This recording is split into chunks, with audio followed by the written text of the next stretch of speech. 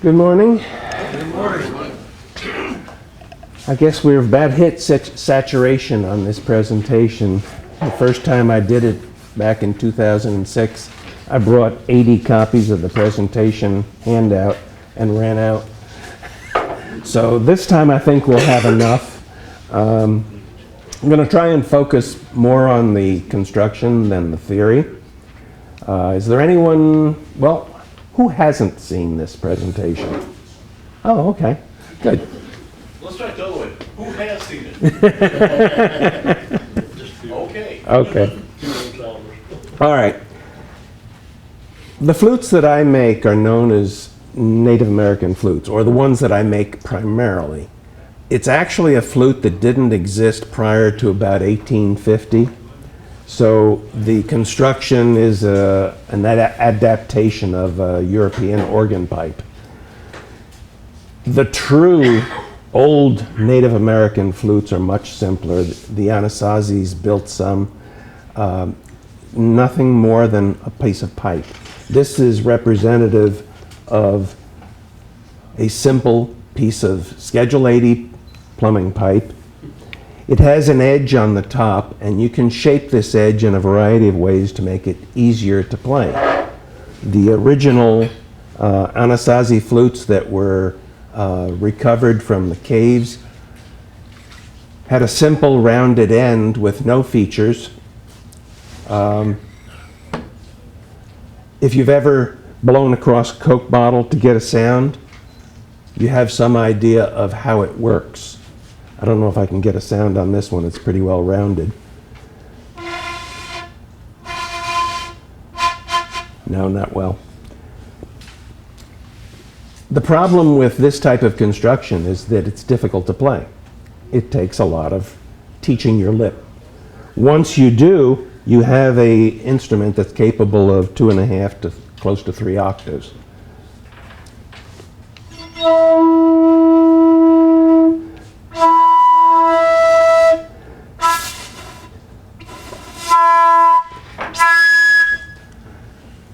So it'll give you a wide range, but it takes a lot of effort to learn how to play it. The way it's constructed is this particular one has been cut. There's one angle simply to make it comfortable, to fit it up against your lip. The second angle actually provides the cutting edge. This cutting edge is where the airflow starts flipping in and out of the tube. That flipping is what produces the sound. This instrument is based on an oscillating column of air. Doesn't care anything about a vibration of the flute body itself. It's not like a stringed instrument or a drum or any other percussion instrument. This is strictly an oscillating column of air. And as the air hits an edge, it tends to flip.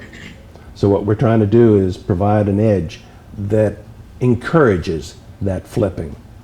The sharper it is, the better it flips, and over a wider range of frequencies. But it becomes more difficult to get the airflow to hit that edge in just the right manner. Now, this is what's known as a transverse flute, similar to the silver orchestral or concert flutes that you've seen. The difference is the edge is in the side here. This is nothing more than a hole bored at an angle. It works much the same principle. The air hits that edge, it starts flipping, and you get a tone. Now, once we start out, this has no holes, but it has an edge that worked out perfectly when I made it. I've never done anything with it because I haven't quite mastered and figured out why that edge is so good. It just blows so easy. Some of the others are more challenging. So I keep this one as a sample. This one is a South American innovation. It's called a quena. It has a U-shaped edge.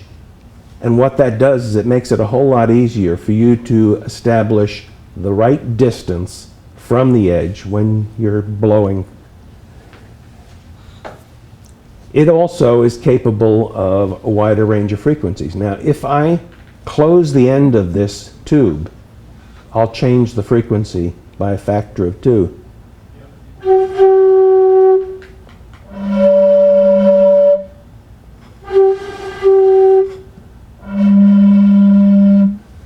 Okay. What we've done is we've gone from an open-ended flute to a closed-end or vessel-type flute. And that is a whole nother family of instruments. If we want to play music, we need more than 1 or 2 notes, or we prefer more than 1 or 2 notes.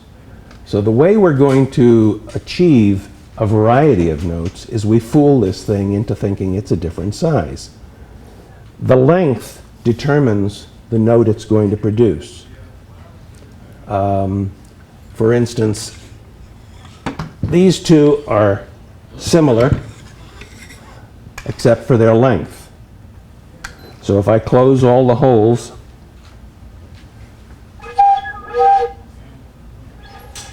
well, let's close them all.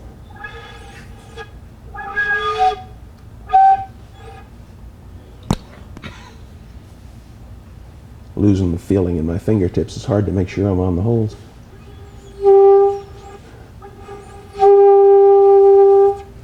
Okay.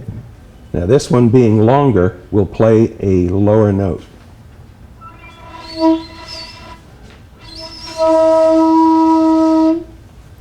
Okay. These holes fool the flute into thinking it's shorter, rather than chopping it off. So the position of the hole, the size of the hole, affects how much shorter it thinks it is. Now, one of the things I've done is, as a test station, I've taken PVC pipe, and because it has a joint, it comes apart, and I can interchange different barrels to test them and establish the right hole pattern to approximate all the notes. Now, these flutes are tuned to what's known as a pentatonic scale. It basically has 5 notes. The typical diatonic scale that you've heard in Sound of Music, do, re, mi, that has 7 notes. Chromatic scale runs a full 12. And when I say it has so many notes, if you double the frequency, you've gone to the next octave. A note A is standardized internationally at 440 cycles. 880 is also an A, but it's in the next octave. In between those two, there are 12 chromatic notes. There's only 5 pentatonic notes, but the beauty of the pentatonic notes, which resemble the black keys on a piano, is you can play them in any order and they always sound good. It doesn't matter. If you're playing an instrument that plays a diatonic scale, you can get notes that don't sound well together.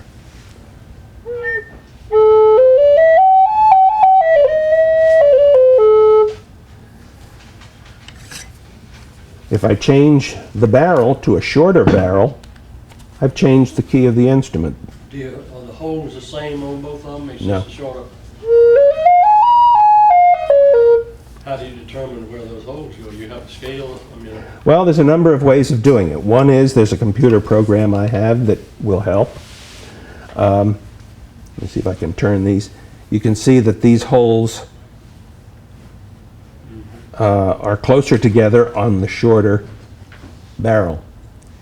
One of the techniques I've seen used is someone took a pattern that they were happy with, took a rubber band, stretched it, marked off the positions of the holes, and then took that same rubber band and stretched it to different lengths to find the hole positions. It kind of works. It's not scientific, but if the band stretches evenly, it would work. Yeah, well, it gets you in the ballpark. There are some other simpler ways of doing it. This particular barrel shows what I went through to optimize what a computer program told me were the right positions on the holes. I tried a set of holes, didn't like what I was getting, took some Bondo body filler, filled the holes, drilled new holes. It's the beauty of plumbing pipe. Works out great. This has become a pattern, and I actually, for a while, I was making and selling what I called a multi-flute that came with one head and up to 5 different barrels for different keys. So that, and it's virtually indestructible, so people who go camping, hiking, can take it with them without worrying about damaging a delicate wood instrument. You can make them in virtually any size. This is basically the same thing, only larger.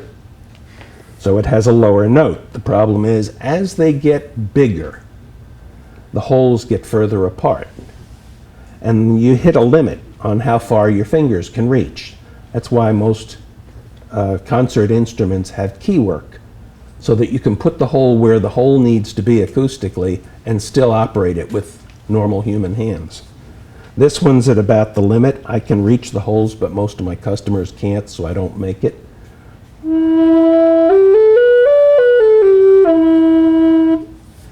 Most people tend to like the lower notes, the lower key flutes, but to get them playable with normal hand span, you have to make sacrifices in the tuning. And I prefer not to do that, so I don't usually make them.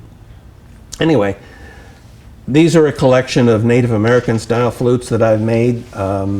They range in keys from the highest to the lowest at the bottom. And you can see the difference in the size for the most part. Sometimes we'll take a flute and put what are sometimes called direction holes at the bottom. What that does is it actually fools the flute into thinking that's the end. But it allows us a little extra wood out there for decorative purposes or aesthetics. This is actually the same key as this flute.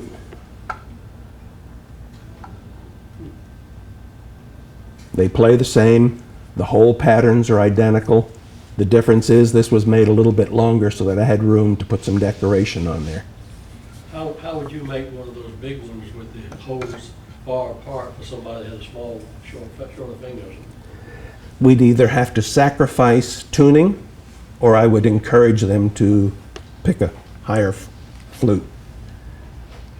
Because there's no way they're going to get it playing well. Now, when I say you can't get it to play well, if you want to play just the 5 notes of the pentatonic scale, you can do anything you want. You'll wind up with things like, this was my very first flute that I made. If you'll notice, the hole sizes vary. And what I was trying to do is keep the hole spacing even. I figured that would make it easier to play. This flute doesn't play notes other than the basic pentatonic notes well.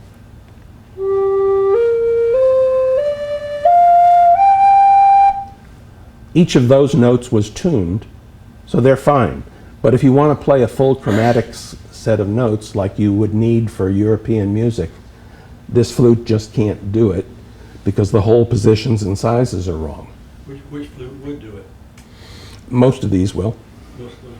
Yeah, that's my emphasis is on being able to play a full chromatic scale. And to do that, what I wind up with is an uneven spacing. So these lower holes are spaced out quite a bit, and usually the bottom hole is fairly large. So I don't get equal hole spacing. I don't get equal size holes.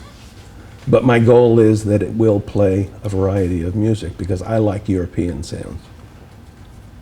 Bob, what does the tube diameter do to matters? The large diameter on the tube is one of the things that gives this flute its characteristic sound. Thinner bore flutes are capable of a wider range of notes. For instance, this is a penny whistle, Irish penny whistle. By comparison, it's a fairly thin bore. This instrument can play a much wider range, but it has kind of a thin sound to it.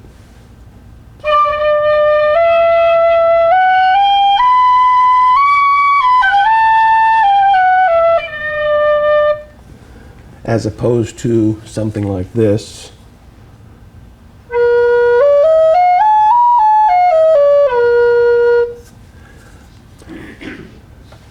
So the larger diameter gives you a more resonant, fuller bass tone, but it does limit the range of the instrument. When I hear someone like Carlos Natai playing, what's he playing?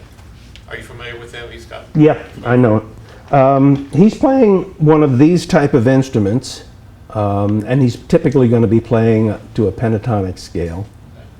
Now he's going to be playing a genuine Native American type of sound.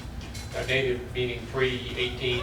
Well, the Native American culture has their own rhythms, their own melodies, whereas I tend to not play from the heart as many flute players do. Many people who adopt these flutes do what they call playing from the heart. No particular melody, they invent something as they play. I like to play melodies I've heard that I like. And most of those tend to be European, and this instrument's in the wrong scale to do that unless the instrument has been made just right. So anyway. What would happen if you, say, took one of those larger ones and doubled the diameter? Would it make it much deeper? It doesn't have that much effect on the actual note, fundamental note. It does have some. The length has more, but yes, the diameter will affect it. But it will definitely change the tone. And whereas I can get probably 14 to 15 notes out of most of these flutes, you might be limited down to 11 or 12. Does the thickness of the wall have anything to do with it?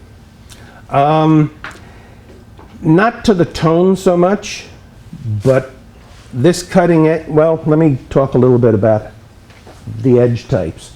The first thing that I picked up and showed you is this style of end-blown flute, where the edge was on the very end of the tube. No features, just that edge. The Native American style flute has an internal airway and a cap that controls and provides a channel for the air to conduct it to this edge. What that does is it makes it really, really easy to play. I mean, all you got to do is breathe into it and you get a sound. It also means you can't change it too much. You can blow a little harder, which will sometimes cause it to pop up 1 octave, but it won't give you the range of that end-blown flute. So it's easy to play. The airflow is coming. It's going to hit this edge. I have found that Which end of that are you blowing on? we blow at this end. That end. Air comes in, goes up and through, and then it goes, splits on that edge. That's why it's called the splitting edge. Now, this dimension right here can be a whole lot less, but if it's at least 1/4 of an inch, you get a better sounding instrument, and it's easier to fashion. It's easier to voice. You can't make that one using the tubes, can you? What I do, and you might have noticed on these, is I add a wooden saddle, which gives me a little bit of extra wall thickness. It also gives me some place where I can easily form that channel. In fact, we can pass this around, and you can take a look at the channel and the airflow in there. But this is the same thing You here. actually drill these out to get the hollows, or you make them in 2 parts? Well, if you're not starting with plumbing pipe, you have to somehow get a hole in a piece of wood. First step, okay? 2 ways to produce that hole, and we're talking about this area here, the bore of the instrument. You can drill it if you have the appropriate equipment, and most drills that people have at home won't drill a straight hole in end grain. If you have gun drills, they will, and that produces a nice stick with no side seams This is representative of one that has been gun drilled. George Atkinson in the back of the room there has a cottage industry making flute blanks like these. He drills them in different sizes and sells them in any stage of completion that you'd like. So you can get it with or without holes, rounded or not rounded. The other alternative is you take a piece of wood, take a square piece of wood, split it into two pieces, and then run it through a router. And the router is used to create the bore and also the blowhole. Some people enlarge this area into what they call a slow air chamber. I don't.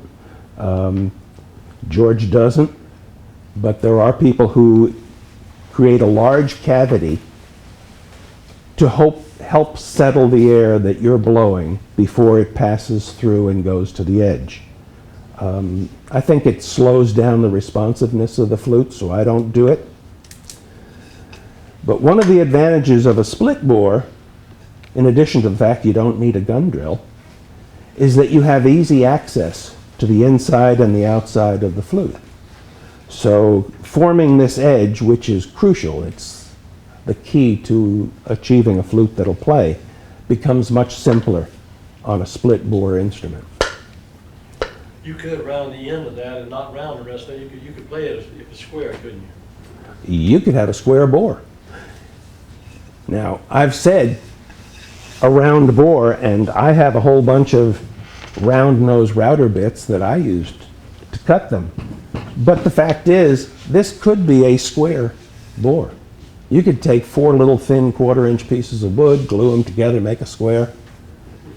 It'll work. In fact, that's exactly what they do in organ pipes. Most of those are square, made out of wood. And they have an air channel, very much like this. And then they get fancy and they start adding all sorts of accessories to modify the airflow before it hits the edge. Excuse me. Yeah. And then, when you got open flat like that, I can see you have 2 longer, thicker, where you round, bigger router bits, and then you got 2 small ones on the end, and it's flat. Is it get air through there, or does it route around that? The air that you blow comes in this end, Yeah. travels up to the end of this small diameter, then it comes out through the top, through an angled hole, and then there's a groove. Okay. 'Cause it And looks that like- groove leads the air to the edge. And what we do is we put a cap on that. Now, if you do a real good job on one of these, and you can use a real thin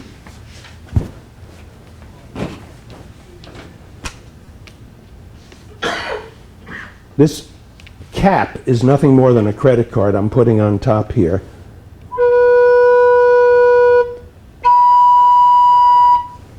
And I'm getting a nice tone. But it won't play without something on top, is it? No, no. Although if you're real good, you can blow across the top and get a little bit of a tone. Now, if that edge has not been properly formed, proper height, proper shape, this won't work. This keeps wanting to jump up to an octave. Here's another one. That one's pretty good. If I blow harder, I should be able to drive it up to the 2nd octave. But it shouldn't happen unless I want it to. Now, once the edge has been set to the right height, the right shape, and my handout gives you those dimensions, or those approximate dimensions. There are no real rules. There are some elements of flexibility, and everybody builds theirs a little bit different. My flutes will differ from the next guy's flutes. But his will work, mine will work. All the different things that we do work together. So because I have a sloped flue, my edge has to be in a certain position. If he has a flat flue, his edge will be in a different position. Sometimes an edge is very blunt. The one on this one still is. Most of these are fairly sharp. No, that one's blunt.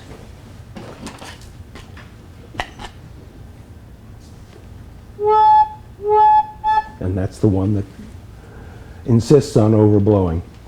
So that one, that edge needs to be worked.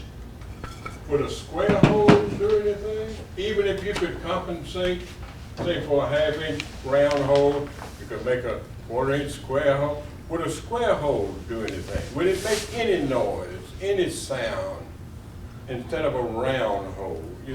The bore itself No, I'm talking, yeah, the inside, yeah. doesn't matter. Doesn't matter at all. You're talking about. It can be square, it can be triangular. Here's one where they're hemispheres. This is actually 2 flutes built into one body with a center dividing panel. One of the flutes has the normal assortment of sound tuning holes so that you can play a melody. Yeah, well, let's put the block somewhere where it ought to be.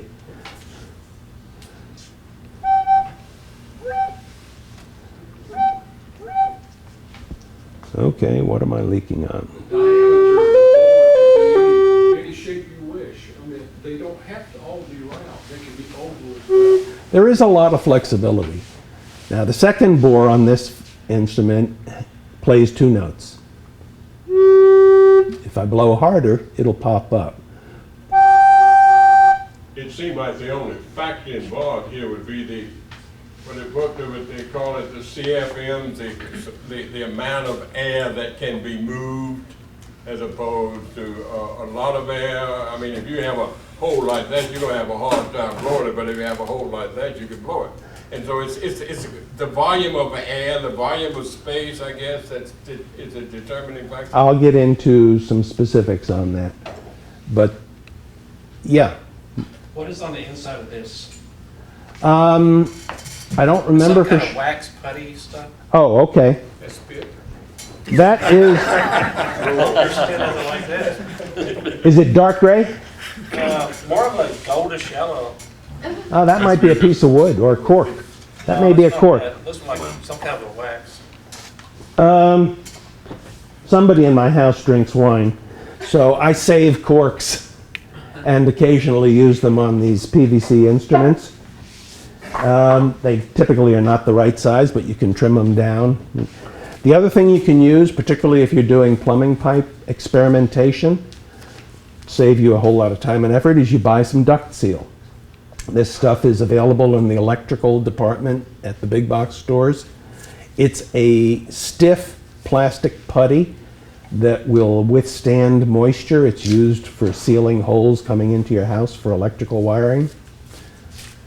But once you've squashed it into place, it will stay there indefinitely. It won't fall out, and it won't be harmed by moisture. So It's like plumber's putty, it sounds like. well, it's firmer than plumber's putty. This particular block I've had for, since about 2005, or there about 2004. And it's pretty firm. I've got a bunch more of it in a pellet trap, but for about $2 to $3 a block, it's great experimentation material. Now, let's talk a little bit about hole sizes. I've got some very simple flutes here, and the biggest reason I want to show them to you is to show you that you have some flexibility. These 2 flutes started out almost identical. They have the same diameter inside. They have the same depth. However, one has a larger opening. The other has a slightly smaller one. Not a whole lot of difference in the sound, but there is some. This is a real simple whistle. I made, 30 of them for Children's Healthcare of Atlanta. What you do is you take yourself a simple 1-inch block of wood that's about, 3.5 inches long. Make 2 cuts after boring a hole. I have a 3-inch deep 1/2-inch hole in this. With a table saw, make 1 vertical cut, then make 1 intersecting 45-degree angled cut, and the end result is that I have a little window in here, which will effectively form a cutting edge. And then I add to that a dowel that has been sanded to achieve a flat. Don't know if you'll be able, that's tough. Maybe if I turn it this way. Anyway, there's a flat about 1/4 inch wide sanded on top of this dowel, and if I insert this dowel down into the hole, it's already been cut to the same length to bring it right up to the edge of the hole. It will sound, and it'll sound just about like one of these. Here's one that hasn't been rounded and the dowel's not glued in, but it's been stuck in. If you make a shorter hole, that was a little bit too small. I figured the kids would drive the nurses crazy, so we went. I think so you give those to people that you're mad at parents. Yeah, the little ones. Yeah, that's a closed end, right? This is a closed end. And it worked just like when I took that pipe and I put my hand over the end of it. This is the same as if you get a sporting whistle. It's a closed vessel. The difference is they have a marble inside to give it that characteristic warbling sound. George, He was looking down the board. That's the wooden plug. do I have a wood one in that Yeah, one? it's a wooden plug in here. It's not putty. Okay. If you drill the hole a little deeper in the end Uh-huh. and put a couple holes in the top, then you could change the tone of that. You can. As a matter of fact, that's what I did for this one. Now, I mentioned that in any of these other type of flutes, the hole position and size makes a difference because you're fooling it into how long is it? In the case of a closed-end flute, it's a little bit different principle. It's like having a cavity, and that cavity acts like a big spring with the air inside, and depending upon the size of the cavity determines the rate at which the air will vibrate in and out. If you create a hole, you create a leak, and that allows the air to move a little bit quicker. If you make too many holes, it becomes the equivalent of blowing at your palm and you don't get any sound.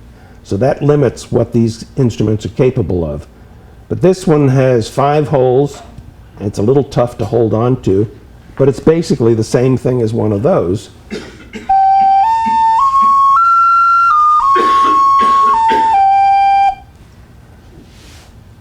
Hole size is the only thing that matters on one of these, as long as you don't get it right up close to the cutting edge. So for these, you can put the holes any place you want, and I was able to just put them in a nice symmetrical pattern. Doesn't matter. The only thing that matters is the size of the holes. This is another similar one, and I'll pass it around. This was supposed to be a turning project. We had to make a name tag. So I made this is an ocarina. This is a popular name for them. It's a closed vessel flute. It has only 4 holes. It's capable of just about 1 octave with those 4 holes.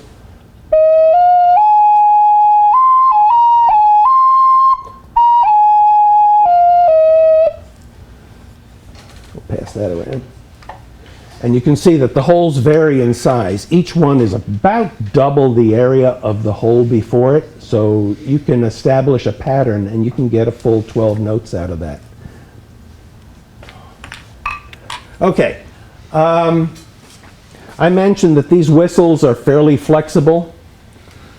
There is a couple of things that are important. Let me go to the board.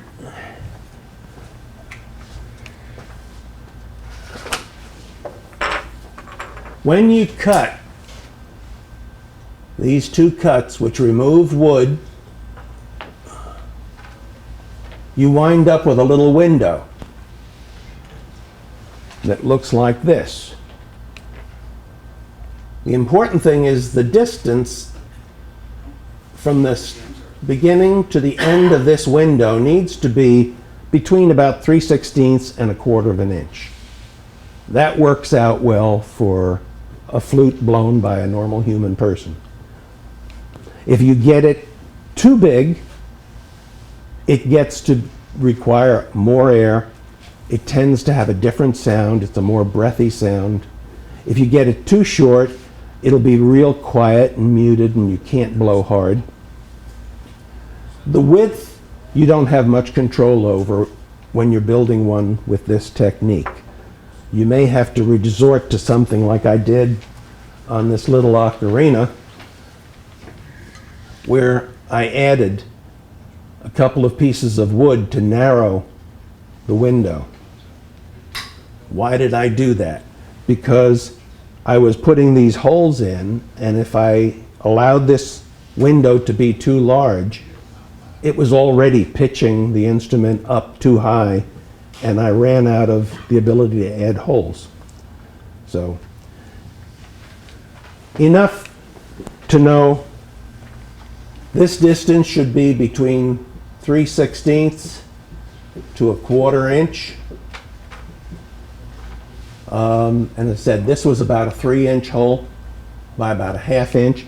If you go to buy dowels at your big box store, take along a micrometer, because dowels are not precision instruments, and you want them to match your drill bit for simplicity when you're assembling these things. You don't want to have to return the dowels, and you don't want them falling out. So measure your dowels at the store before you take them home. Now, Is it force fit or glued? they're glued in. They don't have to be. If you get a good enough fit between your dowel and your hole, just wedge it in there. That's the way they normally do on recorders. They use a cedar plug. Matter of fact, that ocarina that's going around has a cedar plug in it, and I don't think it's glued. That way it can be removed for work. When you're making a Native American style, where you're using a cap and there's an air channel, this air channel needs to be roughly a 32nd of an inch deep. When I make mine, it's 0.34 to 0.038. Is that the limits? No. You can go beyond that. That's what I'm happy with. It gives the amount of back pressure I like. The width will also affect the amount of back pressure. Normally, the width of that channel is about half the bore diameter. Can be a little wider, can be a little narrower. Just like that instrument, this distance here from the cutting edge to the back of the window needs to be just a little less than 1/4 of an inch, ideally. There are people who make them as narrow as 1/8 of an inch, but they're rare. Most people will be between 3/16 and 1/4. This edge, in theory, needs to split this air column. I find that it works better when it's a little bit on the low side of the air channel. So if this air channel is 0.038, I want my edge at about this point, about 10 thousandths above. Does it have to be there? No. You can make it work even if it's down here. Tough to make it work at the top, but it's doable. The critical dimension is the distance from the edge to the back of the window and a reasonable air channel.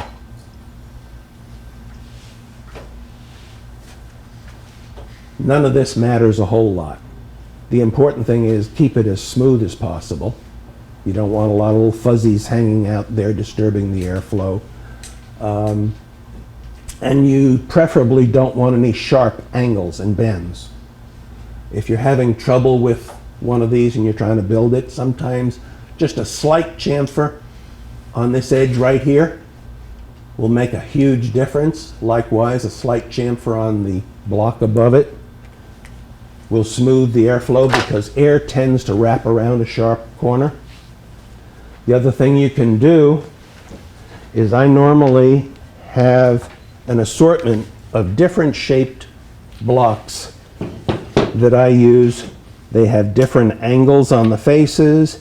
Some have wings that are, this is known as a chimney. It helps when you're playing a flute outdoors because a crosswind could steal the voice of the flute. The walls on either side of the sound hole help prevent that. But it's also an important tool when you're trying to voice a flute that doesn't sound right yet. Your edge isn't where it belongs, and you're saying, what do I do? Do I raise it? Do I lower it? You can take a block, and if it hangs over the hole and the sound improves, what that overhang is doing is driving the air down. Oh, okay. So if it's driving it down and that's improving it, probably if I raise that edge just a hair, it'll work okay with a different angle. My goal when I build a flute is that I can have that block slope back towards me. I'm not sure it makes a whole lot of difference to the audience, but since I normally play it for myself, I get a better sound when it's sloped back. So I make sure that my flute will play with that back slope. If it will play with a back slope or with a credit card, it'll play with anything, but it'll change the note. If I put overhang on it, that will also lower the tone. Not a whole lot, but some. If I put wings on, that will also not only help stabilize it, but will help lower the tone. There are a lot of people who use overhang, the wings, and different features of the block to make the flute play. It'll work, but then you can never exchange that block, and you're locked into it. If you get that edge where it belongs, you can put any block you want on it, and it'll always play well.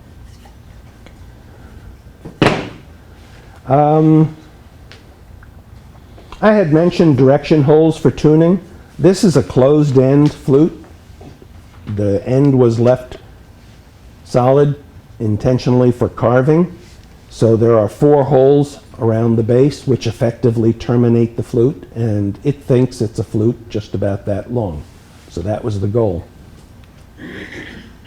So you don't have to have a tube that goes all the way out the end. How smooth that inside bore is makes a great deal of difference in the tone. The rougher it is, the reedier it'll sound. The smoother it is, the cleaner the sound. So, how are we going to do this? There's a number of tools that I use in making this window, and one of them, now if it's a split bore, I can get most of it done with a chisel. If it's one of George's blanks, I'm going to be heavily reliant on this rasp. Now this is a small 1/4 inch wide rasp. What I've done is I've ground one side of it to give it a safe side. They don't come that way. But that way I can go inside this window with this rasp, and I'm not destroying the back side. I'm only cutting the front. When I'm cutting this, I'm trying to cut it to about a 30-degree angle. 45 will work. A lot of people build to 45 or even less. But I usually shoot for about a 30-degree angle. And that's about as shallow an angle as you can get with a file, because there's only so much window to tilt the file in. Okay? So I will do my rough shaping and get that formed. Then I will shift to one of these little sapphire Avon nail files and smooth that to get it as smooth as possible. I may work the top of it to get any little burrs or whatever off of there. If that isn't working out, I can use some of these little $3 diamond jewelers files that you get at Harbor Freight or someplace and use those. By the same token, if I'm working on a drilled end with a drilled access, I may have to clean that up. Here's a half round rasp which broke, so I just put a handle on it, and I can go in there and I can smooth it out. When it comes time to turn the corner, I use a little riffler which has a bent end, and that allows me to go down into that hole and start getting some real smoothing done. I want that whole passage just as smooth as can be, no sharp edges, no sharp corners, and then just the slightest little chamfer on the end of the flue. Do you have a jig built so you can get that right bore on it? This angle? No, I don't. And matter of fact, I eyeballed it for years, just there with a drill. And more recently, I got smart and I said, that's stupid. I've got plenty of tooling. I have a drill press. I have a cross-slide vise. So finally I said, okay, let's take the cross-slide vise, set it up to the right angle, put the flute in, and drill it. And that tends to give you a bit more accuracy. To smooth the inside of the bore, I take a dowel, which has a split cut in it, some sandpaper, and some paper towel to pad that sandpaper up to the size of the bore. Chuck this up in a drill and run it up the bore. And if I may start with something like 80 grit and then work my way down to as smooth as a 220. Or I may not. The smoother it gets, the cleaner the tone's going to be. This isn't necessary for building. This is just a ruler I made so I could check bore depth. Gives me a quick rough indication of how deep the bore is on something that I've got laying around the shop for years and I don't remember how I built it. Now, once you've worked this edge and you've used your little blocks you cut to establish the height of the edge and you've got all your edges clean, hopefully you've got a flute that blows two notes very cleanly. The fundamental, which is the lowest note the flute's capable of, and one note higher. Now you're going to need to start putting in these holes that establish the tuning. To do that, there's a number of tools you can use. You can use a drill press or a hand drill and just drill them. You tend to get some tear out on the inside. So typically what you do is you drill tiny holes and then enlarge them. And you may need to use something like this to clean up the inside of the bore. How do you do that? Well, this is a vary bit. They go by other names. It's a step type bit. They work really well in PVC. Gives you a the angles happen to be just right. You get a super clean, nice, neat hole. Unfortunately, the hole may have a little step in it if the wall thickness is right. So how do you get rid of the step? Well, you go to something like a plumber's reamer. You can pick these up for about $5, and it will clean out the hole, gives it a slight taper. It works in wood or PVC, but it's particularly good in PVC. In wood, what I like to use is a stone in my Dremel. You see that? Now I have a 1/4 horse flex shaft tool. I also have a handheld Dremel. I use them interchangeably. But I buy a stone that is a bullet shape. I use a diamond dressing wheel tool, grinding wheel dressing tool, and I reshape that into a straighter taper. Doesn't want to focus? Yeah, it's not focusing on it very well. Well, maybe if I move it up here, you can get it a little better. Okay, so what I've done is I've cut that to a taper, and rather than actually grinding its way through the wood, which it's capable of when it's brand new, pretty soon it starts to build up some resins, particularly if you're cutting into something like pine or cherry, and the grinding stone gets clogged. But it works just as well, because what will happen is it'll build up enough friction and heat to where it'll burn its way through. There are some people that use tapered rods, metal rods, which they heat with a torch, and they burn the holes. If you're working in bamboo, that's the ideal way because it doesn't splinter the bamboo. So what I'm doing normally is one of these in a Dremel, driving it down into the hole, and as it builds up heat, smoke starts to pour out and the hole turns like butter. The stone just sinks right in. As you can see, because it's tapered, how deep you're going with the stone, and you can see very easily how much you're enlarging the hole sizes. So what you have to do is you burn these holes, test to make sure that it's playing the note you like, go on to the next, and you'll make a couple of passes because you'll start out, you don't want to have to make the holes smaller later. So you'll start out with making the holes small, the flute will be a little flat, and then you'll go back and you'll enlarge it. Now all of this burning heats up the flute. When you heat up the flute, the air column gets hot, it changes the note. It makes the flute go sharp. So you have to let the flute cool down some to check and see if it's tuned properly. What do you do when the hole is just a little bit too big? If it's a little bit too big, you can do like the big time flute players do and put a little bit of beeswax in it. Or you can use a little bit of glue, whatever you have handy, to build up the wall of that hole.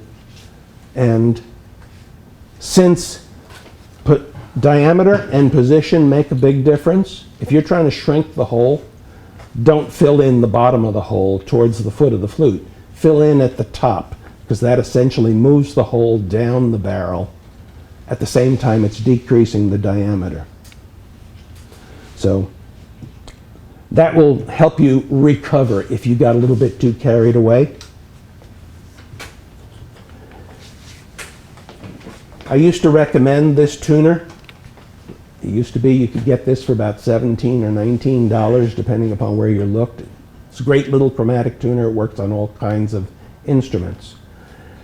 It's gone away. The replacement is out there. It's now white. It's now $8.50. Works well. I just recently picked up this little guitar tuner.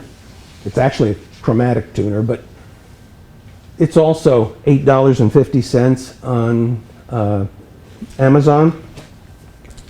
One of the advantages is it'll clamp on and you have a choice. It can work off its internal microphone or it can work off vibrations, which is great for a stringed instrument in a noisy room. It allows you to tune. Well, it also works well on a flute because you'll pick up the vibrations in the barrel. So you can use it in either vibration or microphone mode for $8.50. It'll tell you where you are in your tuning. There are also computer programs you can get that will let you use your laptop or desktop computer as a tuner, and it'll give you even more information. Neither of these will tell you what octave you're in.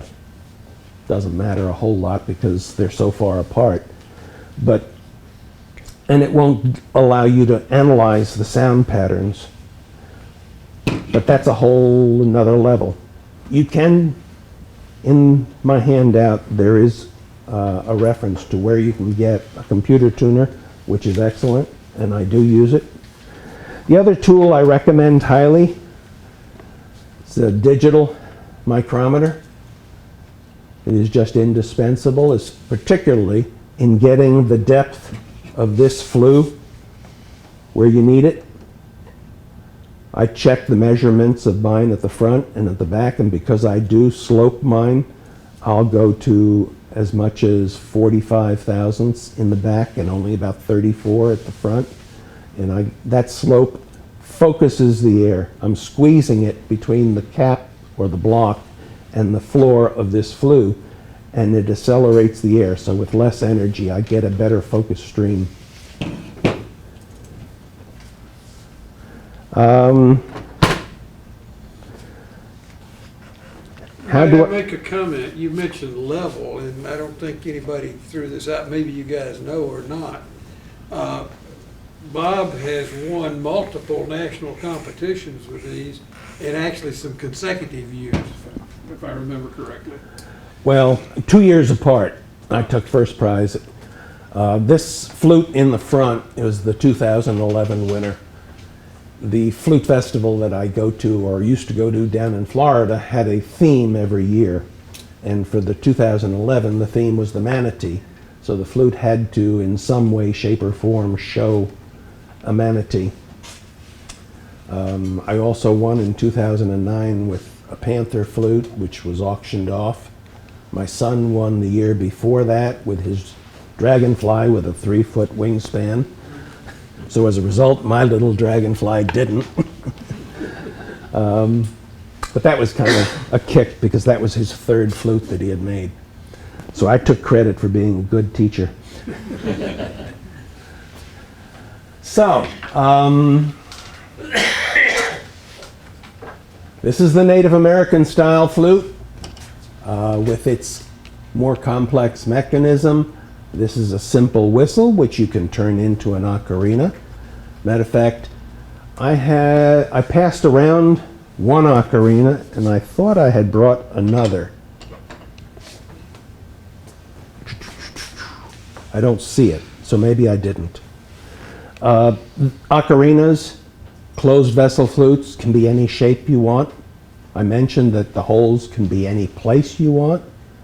The only thing that matters is how big is each hole. So you start small, you make it a little bit bigger until it achieves the note you want. Then you go to the next hole, and you keep making it bigger until it gets you the note you want. But they can be large and flat, they can be round, they can be long. Well, they can't be real long. That doesn't tend to work. What species of wood do you find best? What's best for these? I've used everything from lignum vitae and blackwood on down to Home Depot pine. They all work. I don't think it makes a whole lot of difference. This is a Home Depot 2x4. These top two are poplar. This is Paduke, Bobinga, Purple Heart with a little canary wood. They all work. There are people who will maintain that softer woods work better on the deeper flutes, and there may be something to that. They may pick up a little bit of the vibration and actually transmit it through the wall. Harder woods are generally preferred for smaller flutes, but the last two really hard woods I used, which were lignum vitae and blackwood, were lower flutes in the range of a G or an F. This is a C, which is pretty high.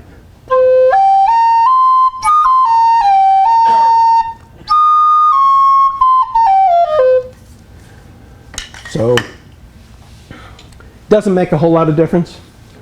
Whatever you have handy, pine will work. Poplar works great. It's soft enough to be workable, cheap, readily available. It's just ugly. So if you want it pretty, go to George and get a piece of his spalted drilled blanks, or this one is Yellow Heart, which is pretty heavy and hard. He has a wide variety of woods. available. This is a piece of mahogany, as is this, but they're two different kinds.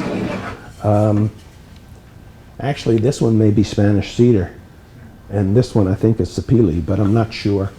So historically, the Native Americans used which type of? What they had available, some of them used old gun barrels. That's a little challenging. Try boring a hole in an old hexagonal barrel. But they used whatever they had handy. There are people who are purists who say, oh, you got to do things in the old native way. They did it the best way they could with what they had available. They weren't locked into tradition. Besides, it's not a traditional instrument. It only goes back to 1850. What effect does finishing have on them both? Do you ever finish inside the bore, for example? Absolutely. Finishing does two things. One is it seals the pores of the wood. Because if a flute, either because when you put the two pieces together you didn't glue it too well and you left leaks, or because it's a porous wood, like oak, lousy wood for building flutes, because it's so porous it will leak like a sieve unless you seal it.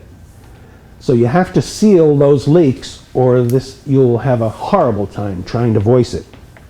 Second thing is, it hardens the fibers. The finish hardens the fibers. It allows you to sand it really smooth. Well, a hard, smooth surface gives you a tone that I like. Might not be what you want. If you're wanting that reedy, muffled, fuzzy sound, then a rough bore might suit you better. But I want it as smooth and as hard as possible. Third thing, of course, is it protects the flute. It keeps it from gathering dirt. When I first started making them, I was using shellac because it's friendly and it's easy and it's readily available. The only problem with shellac is that the solvent's alcohol. So if somebody's taking this someplace where they're drinking, it's liable to wear away the finish real quickly, particularly around the mouthpiece. So I've gone to Minwax wipe-on poly, and that works great. Catalyzed lacquers would probably work great too, but Minwax wipe-on poly is readily available, it's easy to use, and it does the job. It's almost universal these days. You just flood the bore and drain it? I do.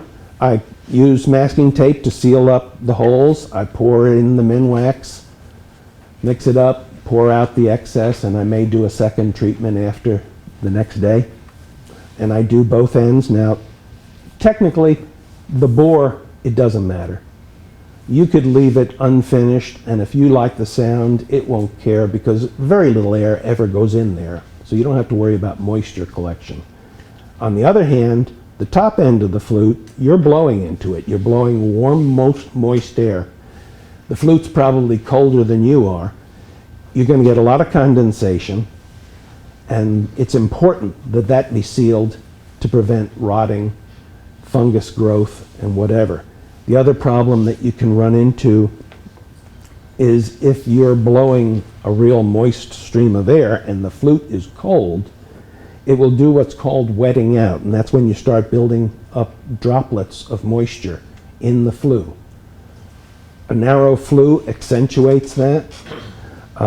My tapered flue helps prevent that because it'll help blow it right out, the end of it.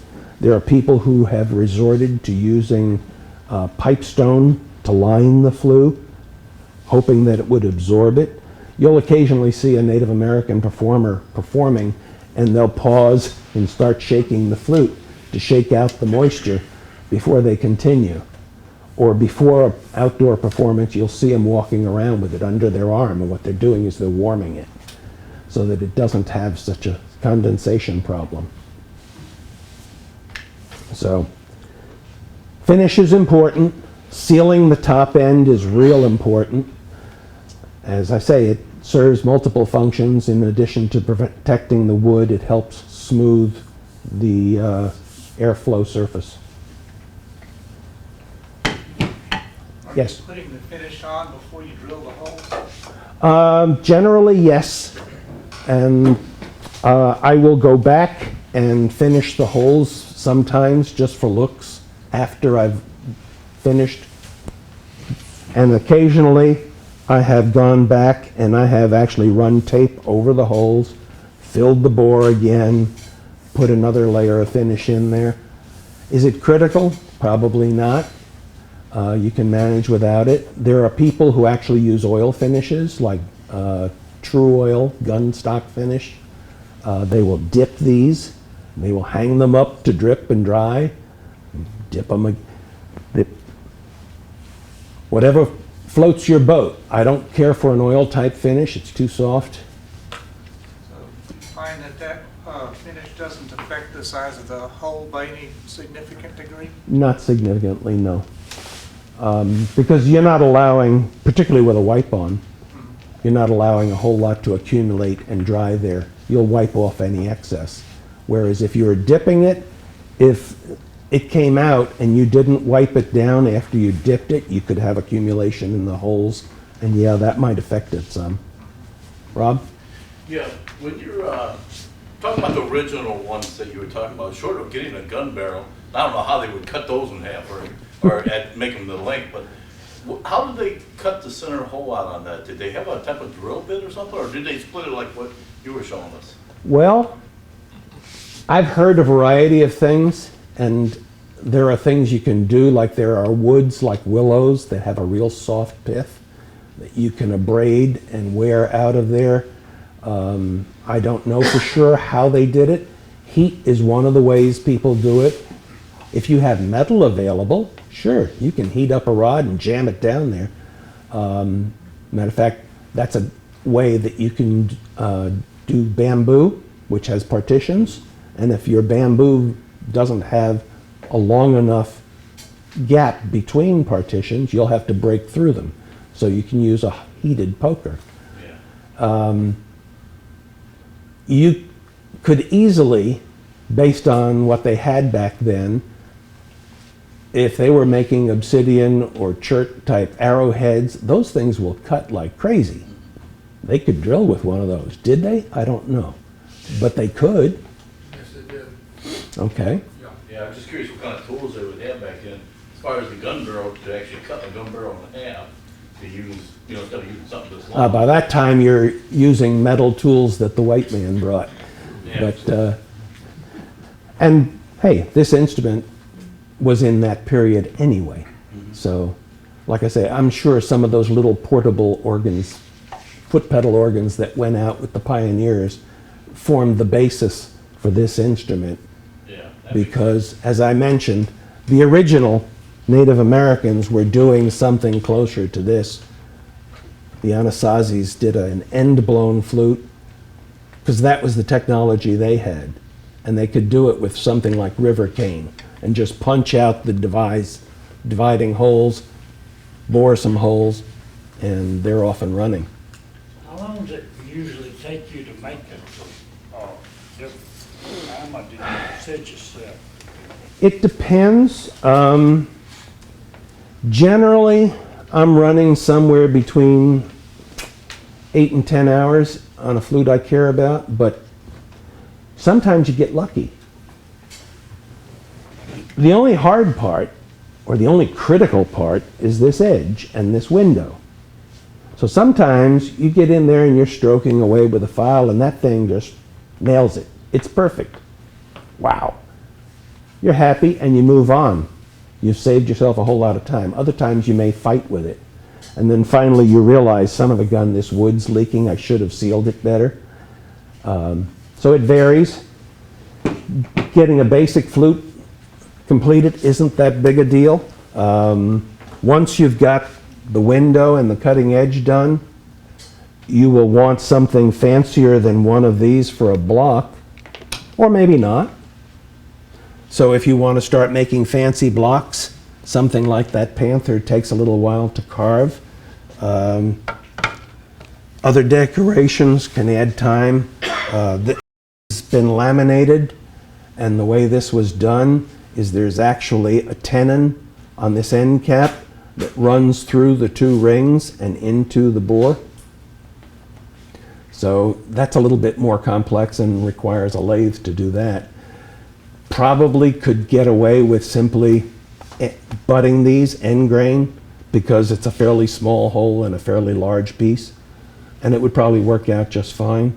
But I generally do a tenon to make it a little bit stronger. But here's a real simple one, but then I got busy with a wood burner and started decorating it. So some time went down the tubes there. Well, would you give us an idea of the value of a nice toned, good-looking presentation Okay. in PVC? Well, starting with nice tone, that's up to you, what you like. I keep this around as an attitude adjuster.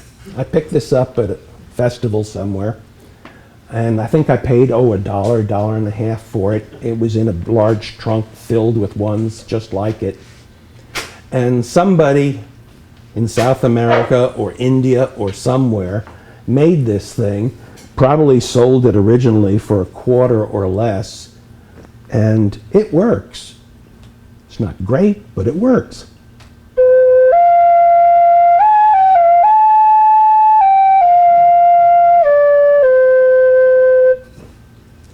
So if my head starts getting fat, I take a look at this and I remind myself that you don't have to be that sharp or that wealthy or anything. These can be made simply, and people do. Mine start at a little shy of 200 and they go up from there. Are they worth it? Some people think so. Somebody gives you money, yes. For me to take the time and do it, that's what it's going to cost. And I've cut back because I've started doing some other things, and I'm getting back into playing around with strings, and so I made a banjo, and now I'm making a little bit fancier banjo.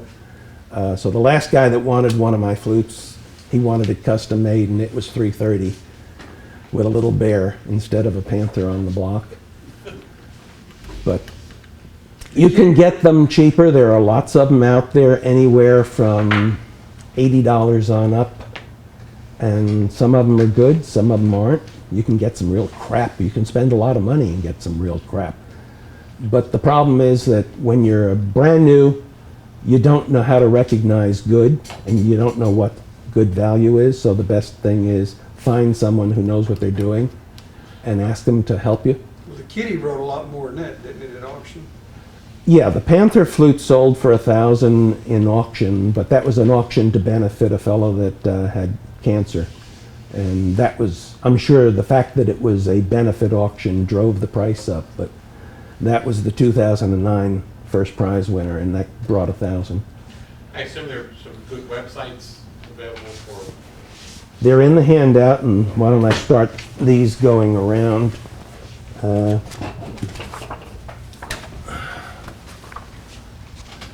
There are a number of websites that focus on how to make them.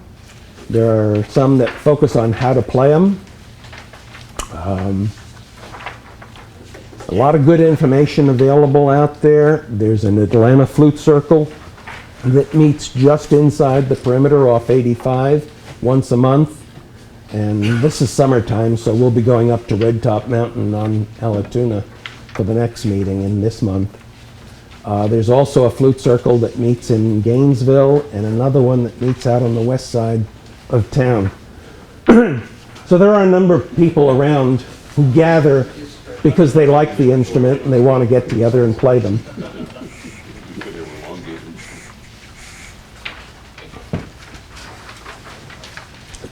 Something I didn't really touch on is you don't have to make it round on the outside. I do because I happen to like that. You don't have to have a tapered end. That just happens to be the style I like. I do mine on a lathe. George uses a router when he rounds his blanks. I have a router bit which is capable of doing rounding. That's one mean router bit. It does limit you to one size when you're using a router, whereas one of the things that I do, and it might not be real obvious, is these flutes generally are tapered. And I can do that easily on a lathe, but I happen to like it that way, and so it tapers from a larger diameter down to smaller. Not major difference, but slight. So for me, a lathe is the ideal way to do this. How do I chuck them up? Well, we start with the driven end, which is the bore, and I will use a stepped mandrel that I've made, and I've cut a Morse taper number 2 on here, so it goes right in my headstock. The flute slides on here. If I don't get a perfect fit, I use a little bit of masking tape to make sure it centers. What you don't want to do is go for this super tight press-on fit, because it's going to have a tendency to split your seams. You're not driving it through friction on the inside of the bore. You're driving it on the lip facing the end of the flute. That's the driving force. Here's a real simple one that I made specifically for PVC pipe. And it fits that particular size pipe just perfect. At the other end, I take a little $15 live center, like comes with your jet lathe. Again, you knock out the pointed center, cut a little wooden adapter, slip it in here, and it also has stepped ends. And you don't want to use a cone, because again, if you've got a split piece, it could force it apart. But you're just centering it. So once I've got her on here, I can start going, I can turn it, and I will turn, all except for that center section, I will turn this on the lathe, both ends, and I'll have a square section left. So now I go to my belt sander, and what I've done is I've got a little brace at the end of the belt sander so that when I drop this down onto the belt, the belt is cutting in line with the bore, and I just rotate it on the belt sander until I get all the corners knocked off and I get this tapered to where I want it. So that's my approach to shaping it. Do you have to do it that way? No. You can take the belt sander and do the rounding. People do. You can take spoke shaves and trim it down. People do that too. You can leave it square. People do that. Or knock off the corners and make it into an octagon. Whatever floats your boat. There are no rules. And there's no need to try and hit some traditional ideal. Are there many surviving examples in museums or wherever in private collections? There are a few of the Anasazi style flutes, and there are a number of the Fipple type flutes. I don't know that there's that many old ones. Yeah. On the internet, the flutes that they found in the caves out west, The Anasazi they tape? have all the dimensions, Mhm. the materials, and everything else. So you can go Yep. there and you can see it. There were 15 flutes they found in the caves themselves. They won't allow anybody to play them, of course, because they would just disintegrate in their hands. But they have analyzed them through all sorts of little methods. But everything is on the internet for you to see. It's got all, like I said, all the dimensions. It tells you what the materials were that they had back then that they analyzed and figured out. Yeah, the biggest problem is if it's wood, it tends to decay over time, especially if it's outdoors. If it was preserved inside somebody's concert hall, that's one thing, but most of these were out in the elements. Somewhere.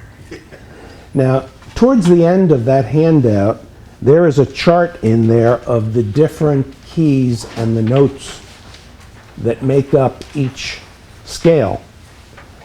What I did is I took that chart, cut it out, glued it on a round dowel, stuck that inside a piece of PVC pipe, cut a window in the pipe, and I can rotate this so that it makes it real easy for me to see all the notes in succession for a particular key. In addition, I took the same little chart that's right above it, that shows the fingering that I use on my flutes, and that is not standard either. There are people who use slightly different fingerings, which means they tune their holes a little differently. But I attached my fingering just as a reminder so that I can take this, dial it up to whatever key flute I'm making, and I can see, gee, the dark gray notes are the notes that belong in a pentatonic flute. The notes that I have marked with dots on here make up a diatonic flute. And I have the fingering for all those notes. So I can, while I'm going through there, even if I'm tuning a pentatonic flute, I can verify that, yep, it's going to hit all the chromatic notes that I care about as well. So that's a handy tool if you're doing more than one. Helps keep you out of trouble.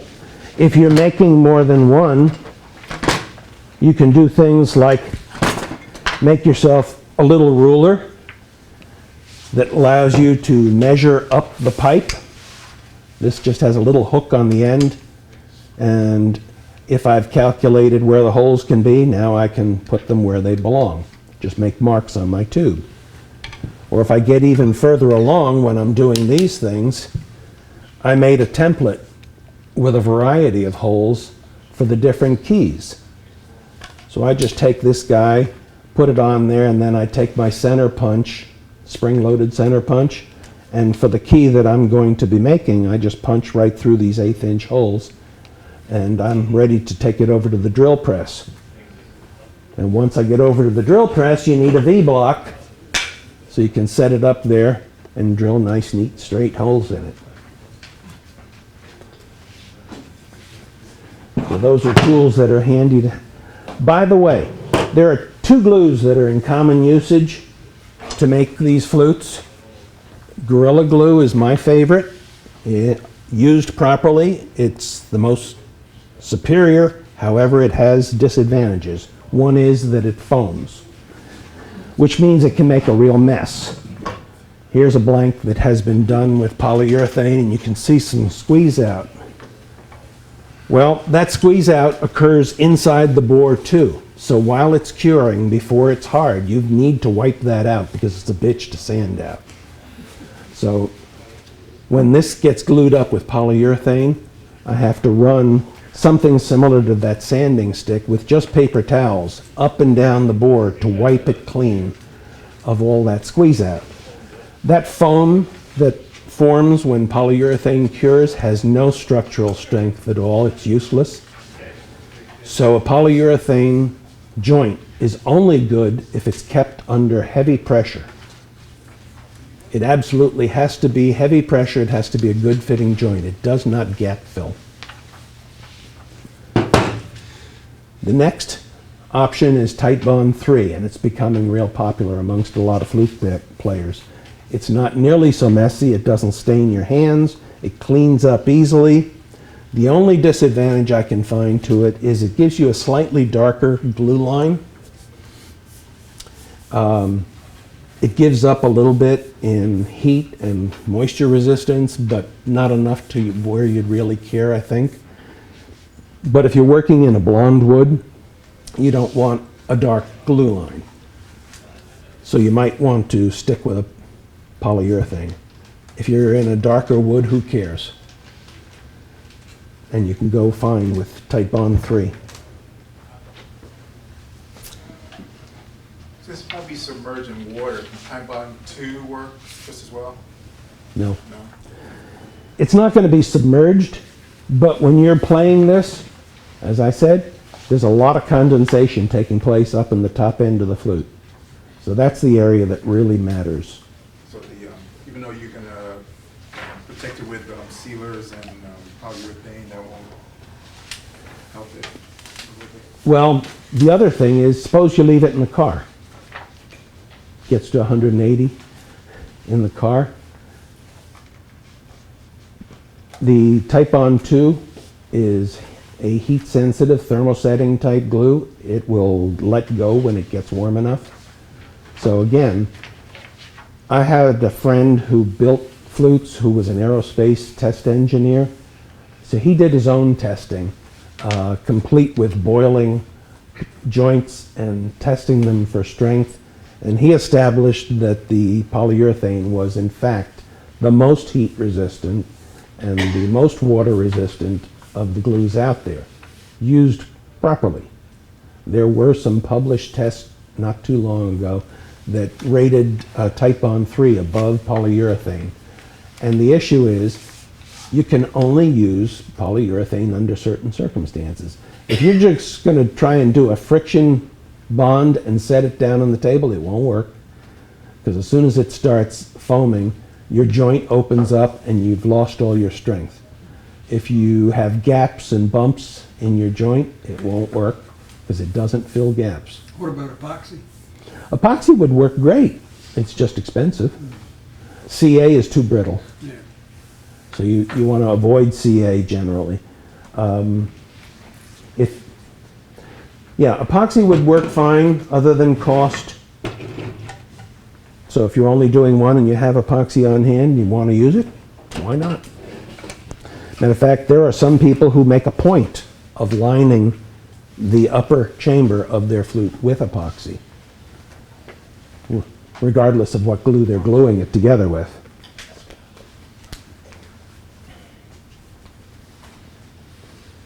So, other questions? So everybody's ready to go home, build a flute, bring it back?